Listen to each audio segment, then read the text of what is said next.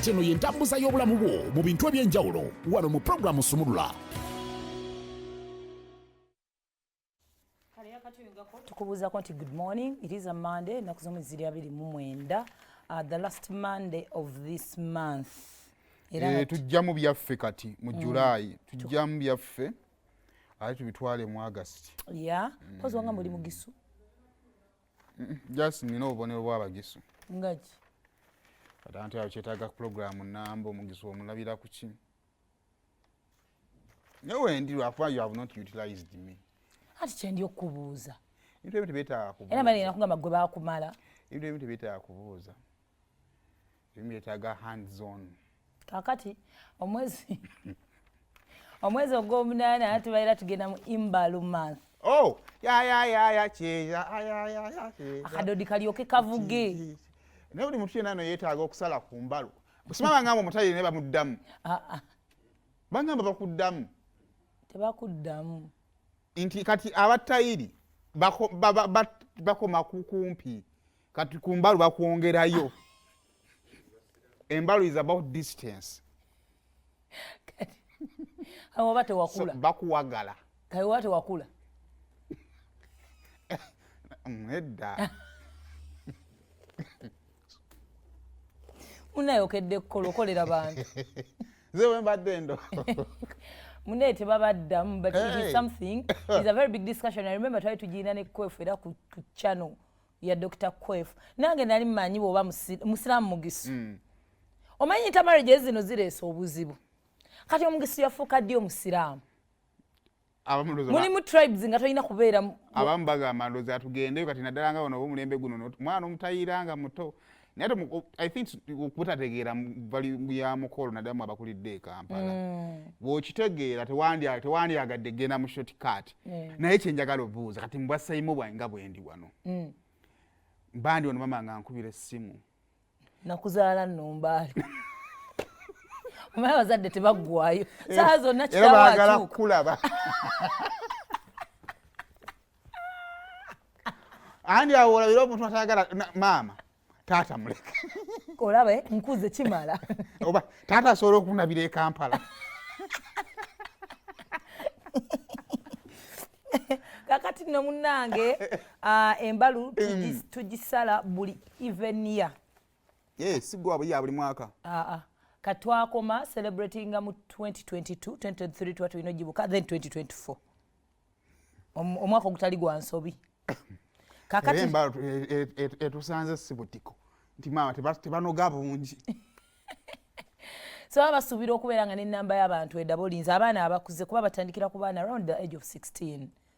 Introducing into manhood. Ekikola nti oli musajja ajjudde. Kati bano balwana kufuuka basajja. Twatuyende tulina certificate. Kakati no munange ebeera festival y'amaanyi nnyo mu bannaffe aba people of Masaba y'amaanyi nnyo ya kitiibwa nnyo. Kakati mu mwaka gwa 2020 because this year celebrations za guno mwaka zigenda beerawo nga 3rd August okubeera nga wabeerayo official day etandika eraga nti tusimbudde yegenda beerawo nga 3rd March era kuvadde bakikolerawo ku Mutoto Cultural Grounds mu Mbale City. Kakati waliwo abagenyi abayitiddwa nja kuwamba kuyitira mu okubeerawo nga baggulawo abagenyi bakazi babasajja anti awo wetugenda okugenda now this time nga omwezi guno guggwako ogw'omusanvu ba elders abakadde teba bakadde ba elders abakulu aba elder bukusanga nga buzeine nga tonna ko yes so abakulu mu bannaffe okuva mu bugisu ku luno baasabye President Museveni koleki nzija ensobi eyakolebwa mu mwaka gwa 2022 teddamu kukolebwa yaleki nzijukira twali bulungi wano ku telefayina twogera ku mikolo egyabadde Embaale ne tulaba tenti bwe yasituka munnange bali ku mukolo gutandise President Museveni yabaweereza female delegate eyali Miss Mary Goret Kitutu era nga ono former minister w'ensonga z'Ekaramoja era nga ye woman MP wa Manafuwa district. Omukolo gutandika.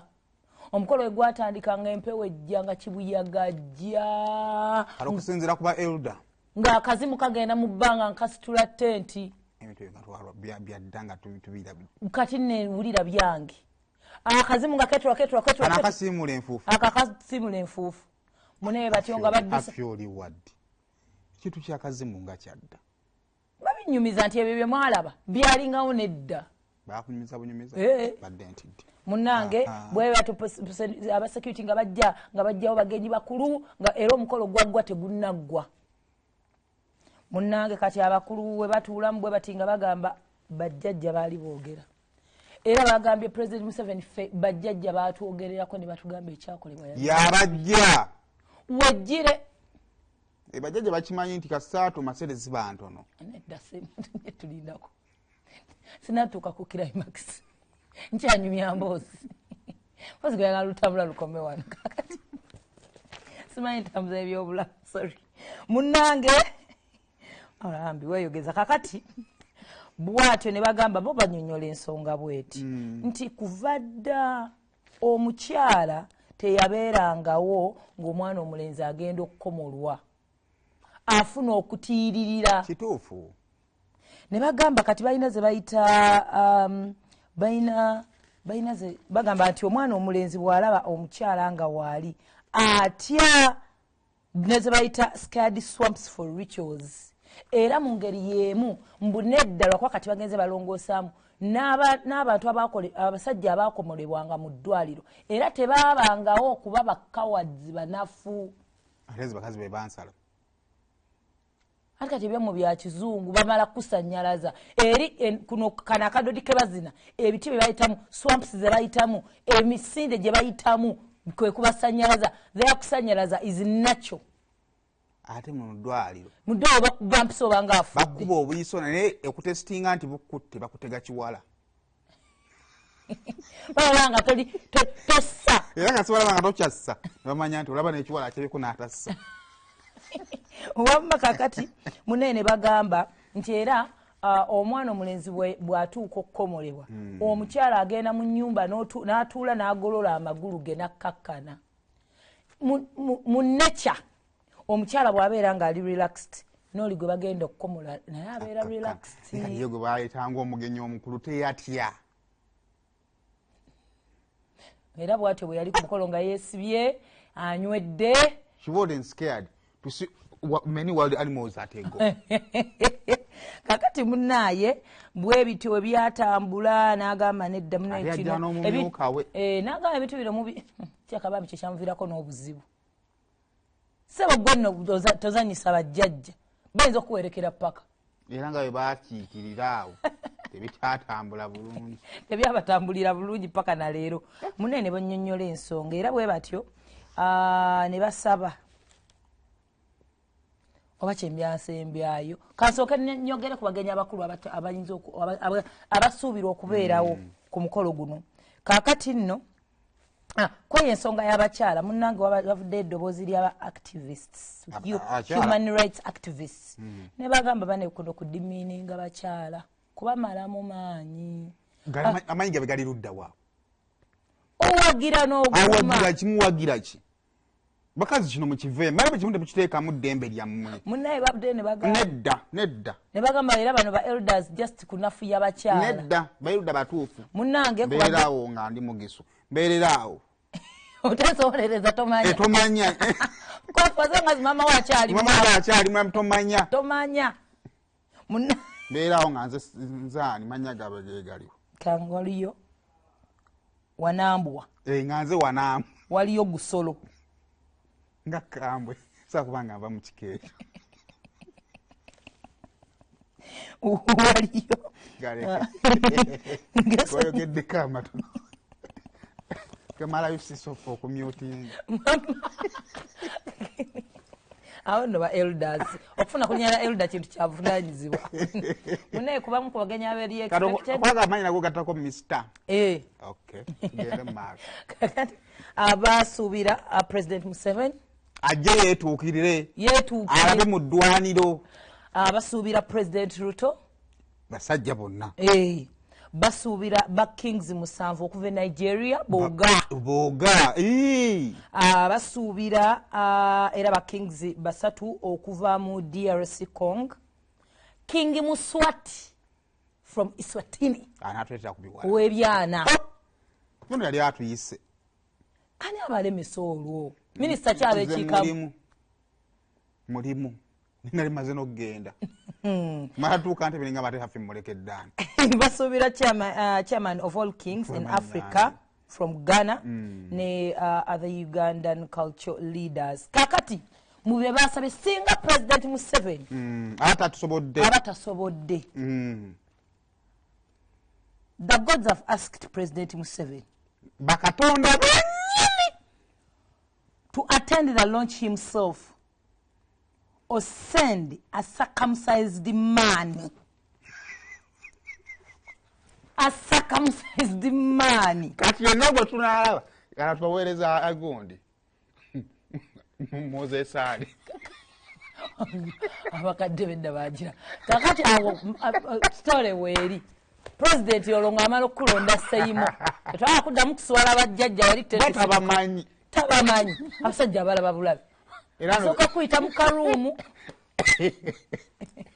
ajjajja no bakalubisa naga owaayi okuweereza nkuweereza naye katulabe bajjajja beebuduuda batapuseepo bwakadde ekiri ku state house president alina waagikwata bw'ati tututu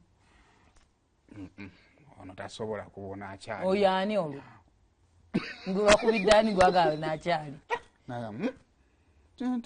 alayinza okwesiga abakadde naga ono ku myaka gyabaddewo musaka musinyo tebadde nnyo mulembe guno ya mulembe guno kati ye oli gwe baagala yeetukira omuntu ye olowooza balina babavubuka myaka nga 35 ate kati ye president ye ekyo ekyasakamusiza nyo abajjajja bo baagala ye title ye president kakati bo kye baakoze bagamba ne batuluna mu bakulu banne agamba kakati sakamusizi ne badde y'amaanyi nnyo mugina emirembe myaka 2 kuva 2002 awo mu process y'okuziyiza obulwadde bwa siriimu we baagipromotingira ennyo kati ye president kwe beetaaga ye tebaagala kakwakulizo ka circumcision bajjajja bo bamwagala nga bw'ali bamwagala nga bw'ali kati okulonda omusajja ali circumcised tukubiraani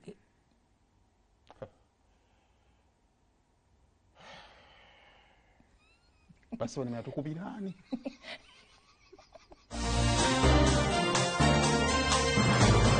kati eno ye ntambuza y'obulamu bwo